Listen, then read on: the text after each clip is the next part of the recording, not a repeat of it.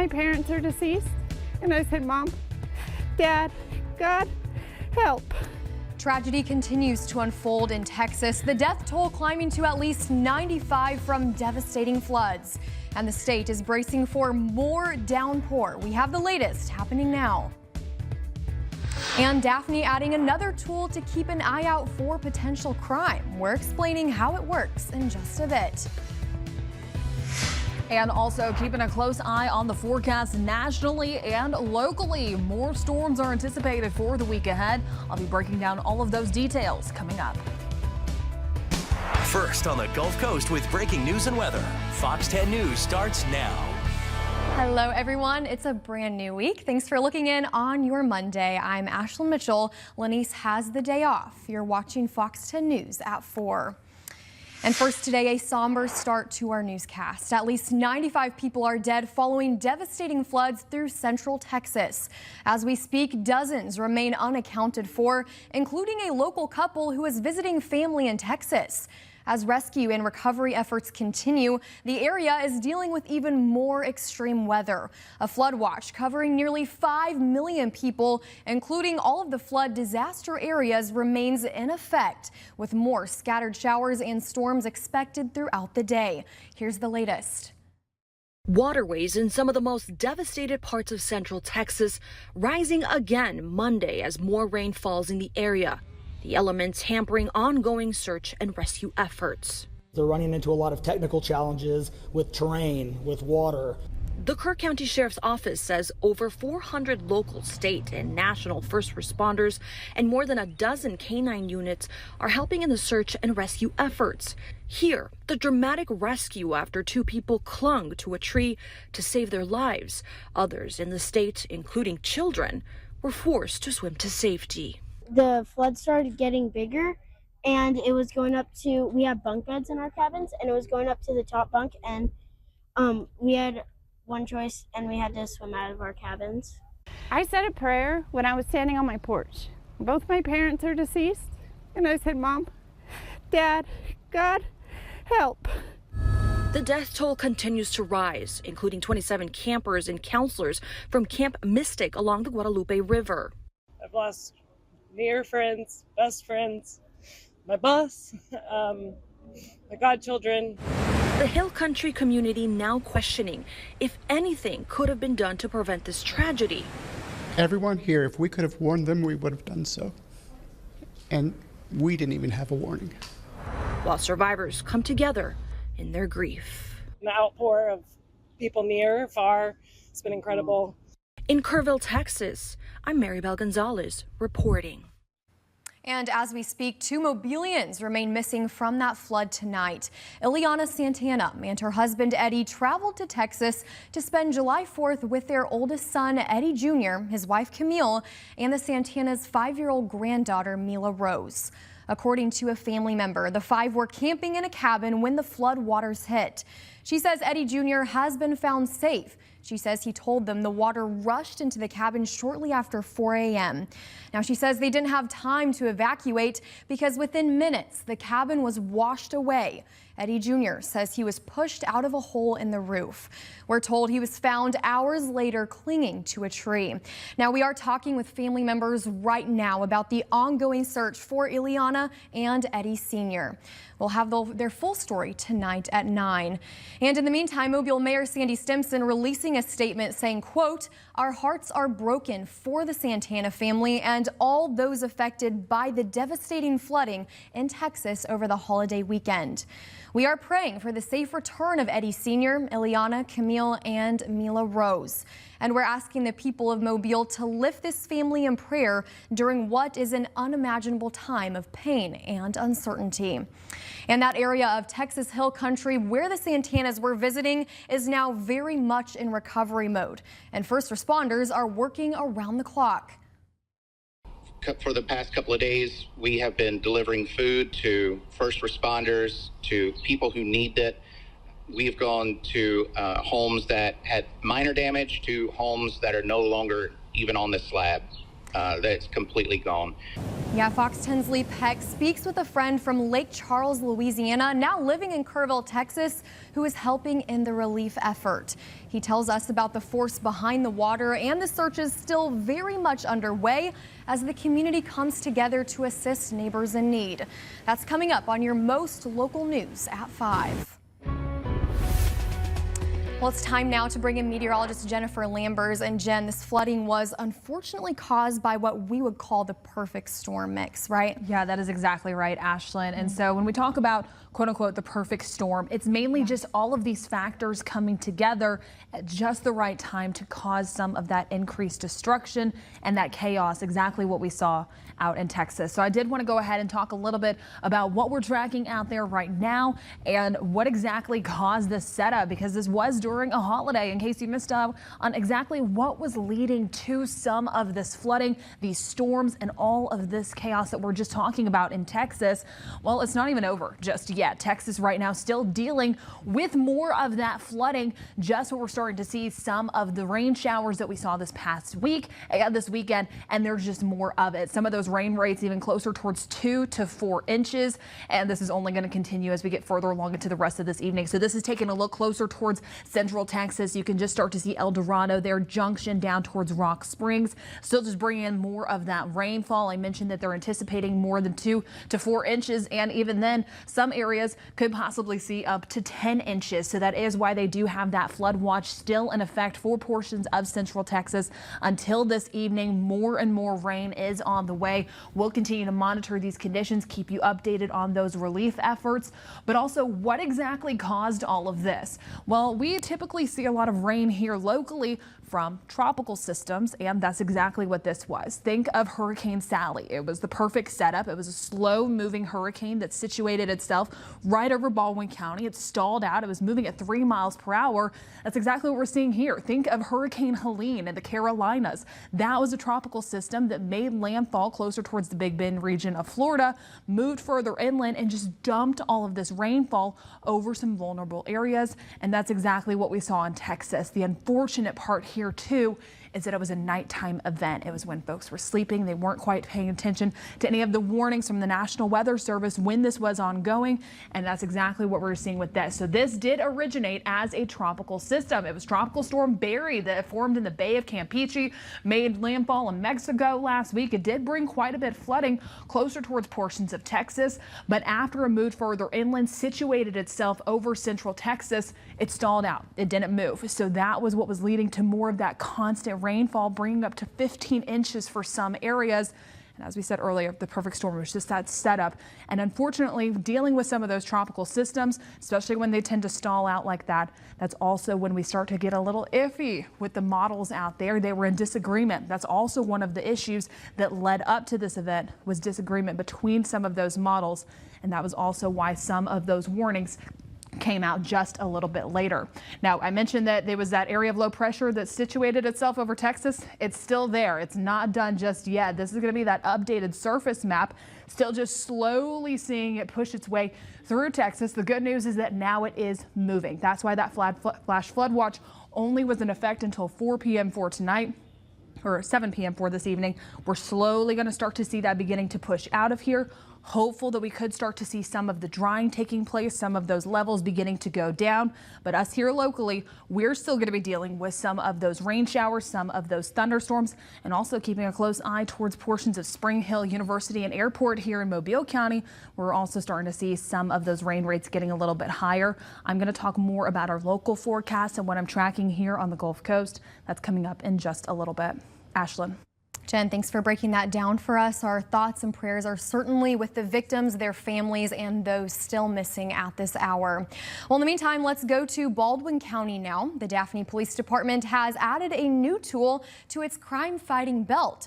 Solar-powered trailers with cameras are now set up at strategic locations. The 2 trailers cost $40,000 each and were purchased through a grant awarded to the Department of Homeland Security.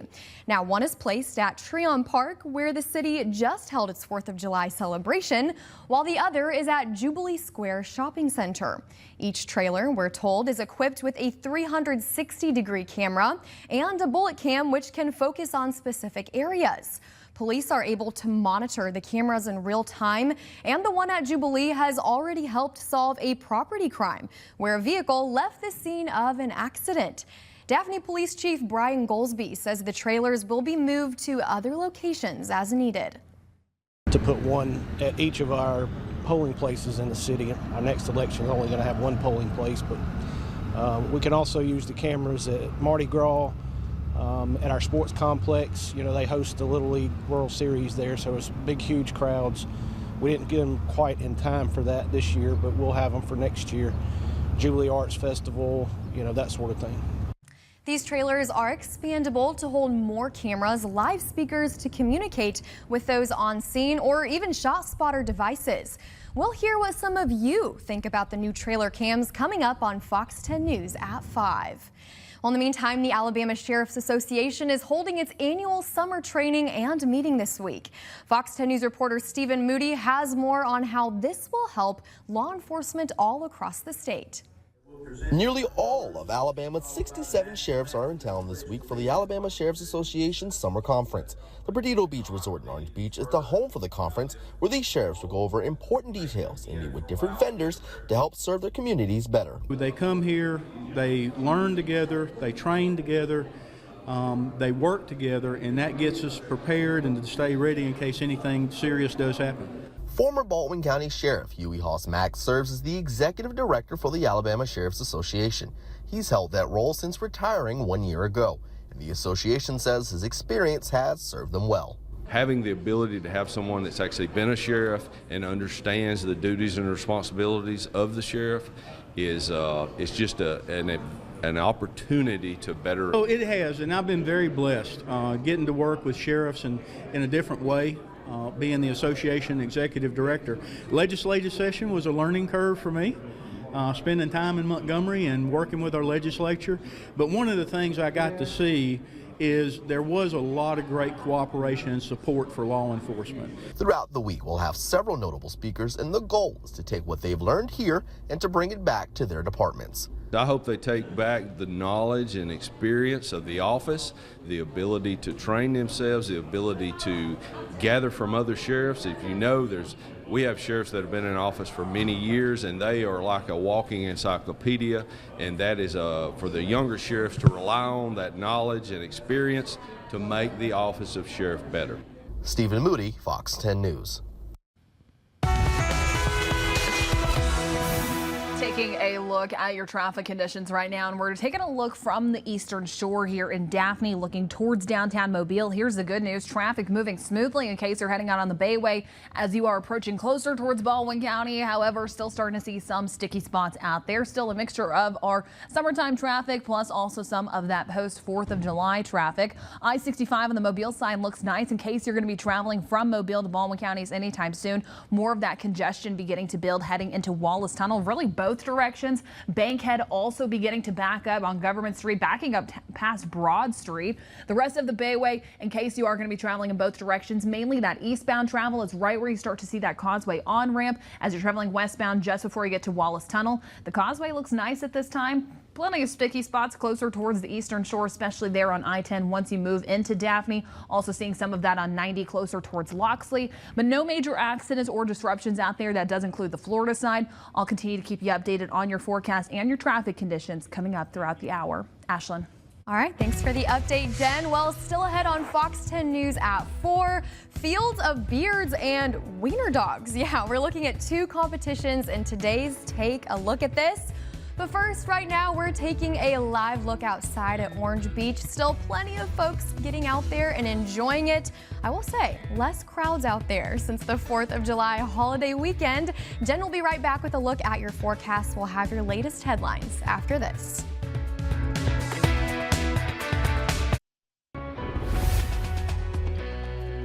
Well, welcome back into Fox 10 News, and taking a look at your forecast and what we're starting to see out there is just some sunshine over downtown Mobile. There's a little bit of that congestion, or quite a bit of it, that you can start to see heading in and out of Wallace Tunnel in case you're heading out the door anytime soon. Mainly just starting to see some of those sticky spots for your evening commute out there, but still a nice view outside. But it was still warm today despite tracking some of those showers and thunderstorms for this afternoon. Daytime highs still managing to warm up into the lower to mid 90s. These temperatures right around average for what we should be seeing this time of year. However, still just feeling warmer with all of that humidity out there. Temperatures now just beginning to cool down a bit. Just we're starting to see some of those upper 80s for our area, still lower to mid 90s. But if you look towards Crestview, Mobile, you can easily start to see where some of those rain showers and those thunderstorms are still starting to impact portions of the Gulf Coast. So it's really going to be dependent upon your location. A look across the southeast, it's still very active out there, but here locally for our portion of the Gulf Coast, just starting to see some of those heavy showers, mainly impacting parts of Baldwin County, looking closer towards Okaloosa County, really starting to see some of those rain showers, some of that lightning that's beginning to ramp up. So in case you are heading out the door anytime soon, main takeaway, make sure that you're driving carefully in some of these storms as they are still continuing just to pack a punch. I want to go ahead and zoom in on just a few of these. Mainly just starting to see some of that just on the south side there of Tensas. You're likely hearing some of that rain. You can see some of it from Bay Minette. Not quite seeing any of that thunder and lightning.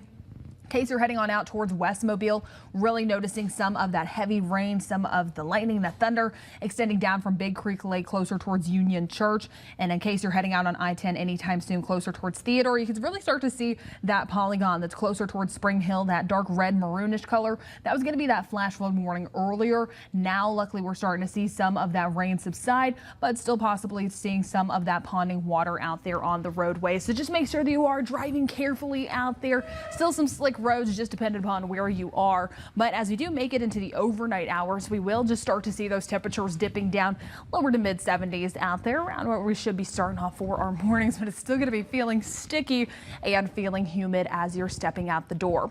The full look for your Tuesday: rinse and repeat. What we saw for today really is what we're going to start to see heading into tomorrow. More of those afternoon pop-up showers and thunderstorms by the second half of the day. Temperatures maxing out in the mid to upper 80s, but let's time things out. So it's leaning off just a little bit, mainly not quite getting that Mobile shower that we're seeing right now, but pretty good for Baldwin County and Okaloosa County. But once we get closer towards sunset, that's when we're going to start to see some of these showers, those storms beginning to fizzle out. They lose that daytime heating, which is the good news. We'll stay calm and quiet to begin for tomorrow morning, just introducing some of that sunshine to start off for the day. And then once we get into the afternoon, that's really where we start to see some of those pop-up showers and thunderstorms beginning to fire off, dependent upon your location. But as we do take a look, unfortunately, that was not quite working there. But as we do take a look at what I'm tracking over the next few days, we will continue just to start to see those temperatures sticking right around the 90s. Just hang in with me here for a moment, along with more of that unsettled pattern here across the Gulf Coast. There we go. And just starting to see more of those pop-up showers and thunderstorms in the afternoon. It is our summertime pattern, rinse and repeat every single day. But I'll talk more about your forecast and what I'm tracking. That's coming up in just a little bit. Ashlyn. Jen, thank you. Beards, dachshunds, art, and baseball. Jim Rowbottom has it all in today's Take a Look at This. A hairy situation in Pittsburgh, Pennsylvania, with a field of contestants competing in the World Beard and Mustache Championships. It looks like the judges would have made great contestants as well. The contestants in a wiener dog race that went sideways in Wisconsin had significantly less hair. The dogs took off in every which way. Amid the chaos, as expected, it was difficult to discern who actually won, but they all win in the cuteness category. This art installation story out of Colorado has a clear connection to the wiener dog story. Pay close attention now. You see it on the pictures and you see this like colorful thing, but when you're here and you're watching the movement of it and the wind and the colors, it does kind of take your breath away of just going, wow. Now that that's out of the way, what are we looking at here? Glad you asked. It is 6,000 square feet. It's made up of 35,700 pieces of kite fabric and rope, and it's in perpetual motion. Experiencing deja vu? Ghost players returned to the Iowa baseball field built for the film Field of Dreams for a free performance. The players, in vintage uniforms, entertained a crowd with antics and skills. And a 102-year-old veteran threw out the first pitch at a Seattle Mariners game. After serving in World War II, the Purple Heart recipient went on to serve as a police officer and volunteer with the Red Cross, Rotary, and Kiwanis. I got blown up on Okinawa, and they give me the last rites and all that good stuff. I made a foxhole promise. Good Lord, if you keep me alive, then I'll dedicate my life helping people, and that's what I do. For Take a Look at This, I'm Jim Rowbottom. Lexus of Mobile is proud to sponsor today's Pledge of Allegiance.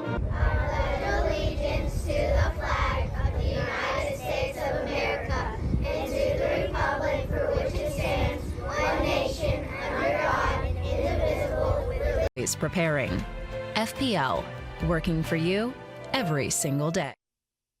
Welcome back in at the half hour. In your entertainment news now, TV personality Kelly Osbourne is engaged.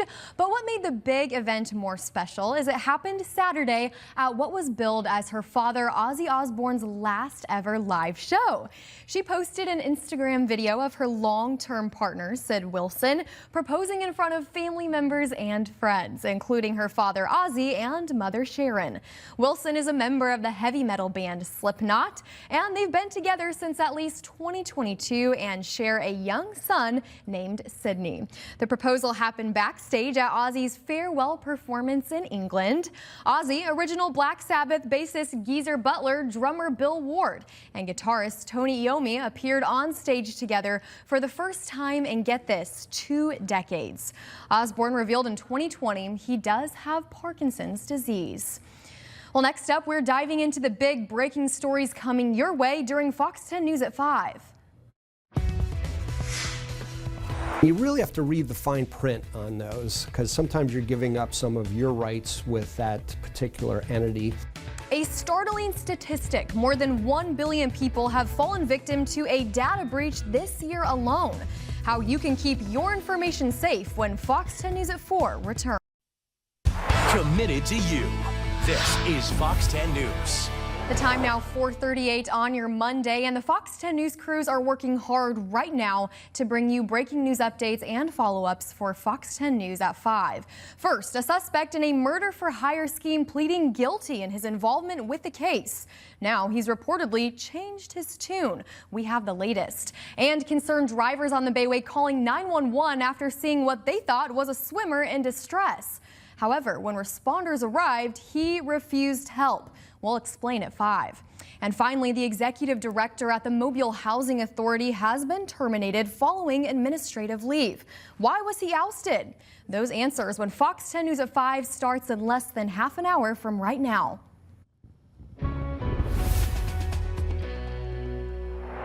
Well, taking another look at your forecast and a live view outside right now from our Admiral camera, brought to you by Eastern Shore Toyota and Hyundai. Just taking a live view outside right now at the SS United States. It was stormy earlier. Now what we're starting to see is some sunshine over downtown. Looking a lot better out there, but just a reminder, a great way to go ahead, stay updated with the forecast is by downloading the Fox 10 weather app. That way you can go ahead, track along with all of those showers, those storms, get any of those alerts for your area. It'll even alert you with a heads up just saying, hey, some heavy rain is on the way. That way you need to know if you need to bring anything inside, put up those car windows, or just be prepared. Let's go ahead and take another live view outside, and this time we're taking it downtown, taking a look from our social experiment camera there at Government. Traffic moving smoothly in and out of Bankhead Tunnel, seeing all of that sunshine, but it is hot and toasty out there. Temperatures in the upper 80s, dew points mid 70s, so it's feeling more like 95. Again, it's going to be feeling more of that humidity for the days ahead of us, still straying away just as how sticky it is. But a look at radar out there, just tracking some of those isolated showers and storms to begin. It's all dependent upon your location, so we are starting to see some of those cooler conditions. This one in northern Baldwin County, it wasn't looking that impressive, but now we are starting to see more of those lightning strikes, so you might even be hearing some of those rumbles of thunder. Very isolated just on the north side there of I-65, but still crossing over 59. Closer towards Mobile County, down towards Dawes into Heritage Woods into Rangeline, right there on I-10, closer towards that Theodore exit. Still starting to see some of those moderate to light showers, but it's looking better. This was heavy rain earlier. We had that flash flood warning for portions just closer towards University, Spring Hill, Ziegler. So we are starting to see improvements for that portion on the west side of I-65. But Okaloosa County, not going to be feeling the same. In case you're heading towards the Florida side too, and heading closer towards Crestview on I-10, just make sure you're driving carefully. Very heavy rain, lots of thunder, lots of lightning, but the rain coverage isn't done just yet. We're going to continue to stay unsettled for the days ahead of us. I'll be breaking down more details on that coming up in just a little bit. Ashlyn. Jen, thank you.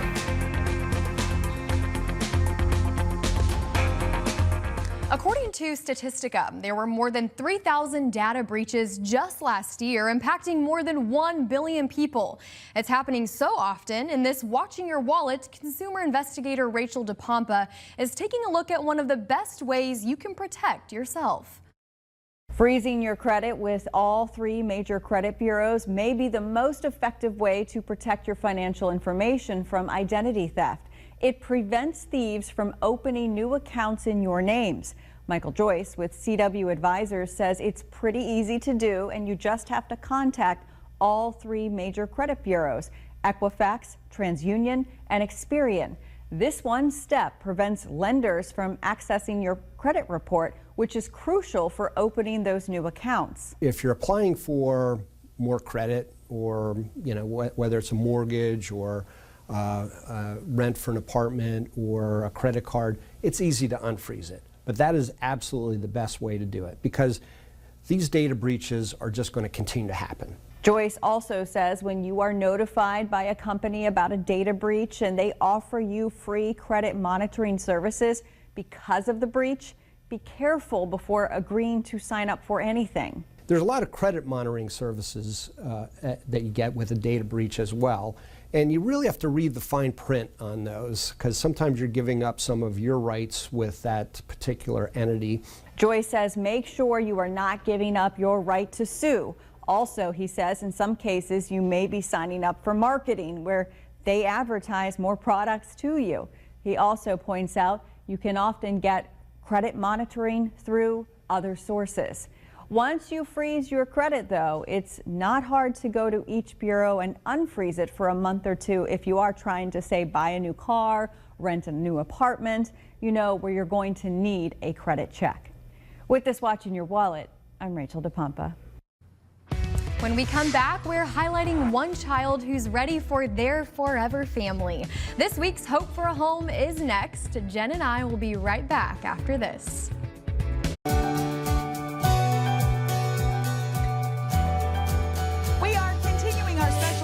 Today, Hope for a Home. Fox 10 is partnering with Heart Gallery Alabama to find families for some very special children. Heart Gallery Alabama is a nonprofit organization dedicated to finding forever families for children in Alabama's foster care system. Today, we want you to meet Chris.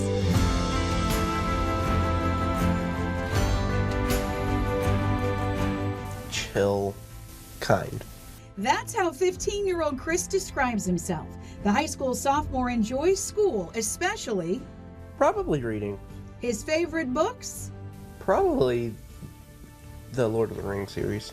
And given the opportunity, he would love to do more art in school. Probably mainly digital, because that's the art I typically do. But I just like art in general. When he's not in the classroom, Chris continues to create. Read, write, draw, color, listen to music, play video games. He actually has a lot of favorite video games. Minecraft, Fortnite, Rain World, maybe a little bit of COD occasionally. He enjoys watching YouTube. His favorite color is purple, and his favorite foods, just about anything pasta. Chicken Alfredo or mac and cheese. He's only 15, but Chris already knows what he wants to do when he finishes school. Video game dev. A goal he would love to share with a forever family. That and continuing his drawings, which he says make him really proud. When I did a very detailed drawing on Chromebook, which is what I've been drawing on for the past little while. I like to draw OCs, original characters.